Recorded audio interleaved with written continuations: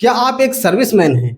क्या आप एक मतलब नौकरी करते हैं, सरकारी करते हैं या प्राइवेट करते हैं? लेकिन आप ये जानते हैं कि रिटायर होने के बाद हमें क्या करना होता है और रिटायर होने के बाद कौन-कौन सी परिस्थिति से गुजरना होता है। तो अगर आप ये सोच रहे हैं तो ये वीडियो आपके लिए। दोस्तों, आज इस वीडियो में हम आपको उन कुछ बातें बताऊँगा जो लोग रिटायरमेंट के बाद अपनी स्थिति को, परिस्थिति को चेंजमेंट कर देते हैं, यानी कि परेशानी के दलदल में फंस जाते हैं। तो उनको नौकरी के समय में क्या करना चाहिए, नौकरी करते करते यानी जो आप जॉब कर रहे हो उसके साथ साथ में आपको क्या करना चाहिए। श्रीमान जी, आप एक बात अच्छी तरीके से जानते हैं कि वो समय रहा नहीं जिस समय पर कि रिटायर होने के बाद पेंशन मिलता था। आज के समय में तो पेंशन रही ना, तो उसके लिए हमें कोई ना कोई ऐसा एक प्लान करना चाहिए, कोई ना कोई ऐसा एक तरीके से काम करना चाहिए जो कि रिटायरमेंट होने के बाद भी आपके बच्चे, आपका परिवार आपको उसी तरीके से पूजे, उसी तरीके से माने, उसी तरीके से जाने जिस तरीके से जब आप अभी जॉब कर रहे हैं तब आपको मानते हैं, आपके साथ रहते हैं, आपकी हर एक बात को अमल करते हैं। सेम उसी तरीके से रिटायर होने के बाद भी आपकी हर एक बात को माने। तो आइए इस वीडियो में कुछ डिस्कस करते हैं, बातें करते हैं, समझते हैं, जानते हैं कि रिटायर होने के बाद क्या करना चाहिए। ठीक है, तो देखो, रिटायर होने के बाद की बात नहीं है, पहले यहाँ पर यह है कि जॉब के साथ साथ ही आपको कुछ काम करने चाहिए। कौन से काम करने चाहिए? आपको अपनी सर्विस के साथ साथ में आपको पॉजिटिव इनकम कुछ बनानी चाहिए, कुछ ऐसा काम कर लेना चाहिए, कुछ ऐसी व्यवस्थाएं बना लेनी चाहिए जिससे कि अभी जो आपको सैलरी मिल रही, आपको पैसे मिल रहे हैं, जिसके वजह से आपका काम अच्छी तरीके से चल रहा, आप बिल्कुल बिंदास रहते हैं, आपका घर परिवार, बाल बच्चे सारे लोग आपको ध्यान देते हैं। लेकिन रिटायरमेंट होने के बाद भी आपको वो लोग ध्यान दें, ऐसा क्या करना चाहिए? तो मैं आपको एक ऐसा कुछ सूत्र, कुछ तरीका, कुछ टिप्स, कुछ बिजनेस आपको बताने वाले हैं जिनके जरिए से आप रिटायर होने के बाद भी अपनी वही तरंग, वही रुतबा, उसी शान के साथ में आप जीवन यापन करेंगे और आपको उसी तरीके से आपके बच्चे, आपका परिवार और आपका समाज आपको देखेगा, चिन्हेगा, पहचानेगा और आपकी इज्जत भी करेगा। क्या करना चाहिए आपको? देखिए, जैसे कि आप जॉब कर रहे हैं तो जॉब करते करते आपको कुछ एक ऐसा काम कर लेना चाहिए जिससे कि आपको हमेशा पैसा आता रहे, हमेशा पैसा आता रहे। कौन सा काम कर लेना चाहिए? अगर आप मान लीजिए कि आप शहर से हैं, ठीक, शहर में रहते हैं, आप शहर से बिलोंग करते हैं, शहर में आपका घर है, आप शहर में रहते हैं, तो वहां पर आपको अपने सर्विस के साथ साथ में आपको कर लेना चाहिए, कुछ रूम बना लेना चाहिए। क्या बना लेना चाहिए? रूम रेंट पे उठाने के लिए रूम बना लेना चाहिए आपको, रेंट पे उठाने के लिए, जिससे कि ये जो धीरे धीरे करके आप रूम बना के कंप्लीट कर लेंगे, उसके बाद जब आप रिटायर हो जाते हैं तो इससे आपको मिलेगा रेंट यानी किराया, और किराया जब आपको मिलता रहेगा तो आपका काम चलता रहेगा, आपकी शान शौकत कंप्लीट रहेगी। लेकिन यदि अगर आप गांव से बिलोंग करते हैं तो गांव में आपको क्या करना चाहिए, किस तरीके से आपका इनकम मेंटेन रहे। ठीक है, अगर गांव में रहते हैं तो यहाँ पर आप खेत की व्यवस्था बनाएं। किस चीज की? खेत की व्यवस्था बनाएं।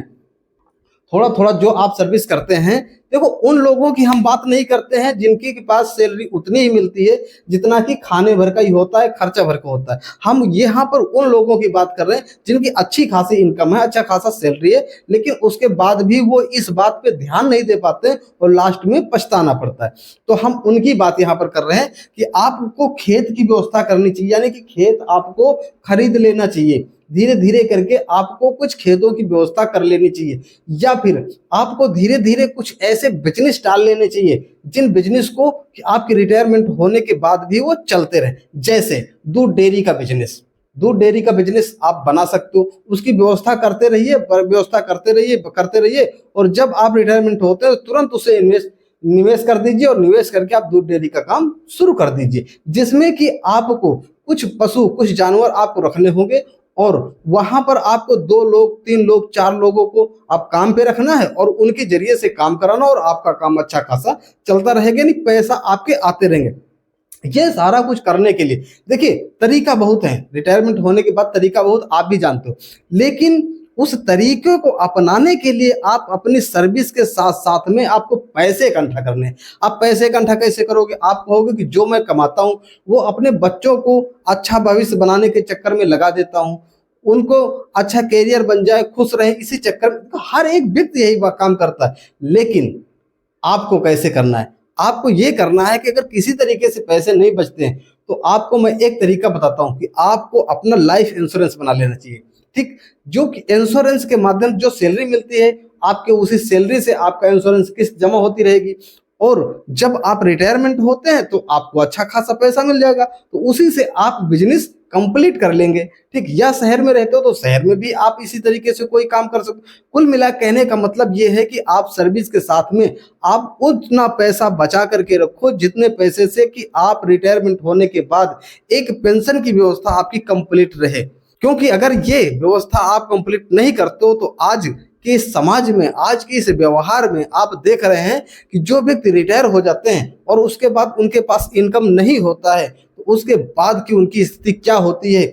आजकल बच्चे जो होते हैं वो पहले तो बहुत बढ़िया होते हैं, लेकिन जब इनकम खत्म हो जाता है तो आपकी एक भी नहीं सुनते। इसलिए आप रिटायर होने के बाद पेंशन की व्यवस्था कंप्लीट रखने का साधन है इंश्योरेंस। अगर आप अच्छा खासा इंश्योरेंस करा के रखते हैं तो उसकी किस्त तो आपकी जाती ही रहेगी। किस्त जाती रहेगी तो आपको एक दिन समय से जब आप रिटायर होंगे उसी हिसाब से इंश्योरेंस कराइए ना, कि आपके रिटायरमेंट पर वो आपको पैसे मिल सके, और मिल जाए तो उसको आप कहीं निवेश कर दीजिए अच्छी जगह पे, वहां से आपको पैसे आते रहेंगे और लाइफ आपकी अच्छी चलती रहेगी। मैं ज्यादा बात ना करते हुए छोटे मुंह बड़ी बात आपको मैं ये बताने की कोशिश किया। मैं जानता हूं कि आप इससे ज्यादा समझदार हैं, आप जानते हैं, लेकिन फिर भी ये बात हम आपको याद दिलाने की कोशिश किया। अगर कहीं त्रुटि गलती हो तो उसे आप क्षमा कीजिएगा, लेकिन आप अपने बुढ़ापे की व्यवस्था जरूर कर लीजिएगा, क्योंकि आगे बुढ़ापा ही सबसे खतरनाक होता। भाई बालपन बीत जाता है, जवानी भी बीत जाती है, लेकिन बुढ़ापा बिताना बहुत ही कठिन होता है। इसलिए हम इस वीडियो के माध्यम से आपको कुछ संदेशा देना चाहते थे, और यदि अगर आप यंग हैं तो आप भी ये समझें, और आप बुजुर्ग हैं तब भी ये बात को समझने की कोशिश करें। मैं उम्मीद करता हूं कि कुछ ना कुछ इससे आपको सीख, जानकारी और अच्छा जरूर लगा होगा। तो एक लाइक कर दीजिएगा, वीडियो को सब्सक्राइब कर लीजिए चैनल को, क्योंकि इस चैनल पे हम तरीके तरीके के वीडियो इसी तरीके के लाते रहते हैं। अगले दिन मिलेंगे, नए तरीके की बात करेंगे, नए टॉपिक पे बात करेंगे, इनकम कमाने की बात करेंगे, बिजनेस करने की बात करेंगे। ऐसे ही बातें हमारी होती रहती है, क्योंकि बातें करना मुझे आपसे अच्छा लगता है। तो हमें इजाजत दीजिए, अगले दिन मिलेंगे, तब तक के लिए नमस्कार।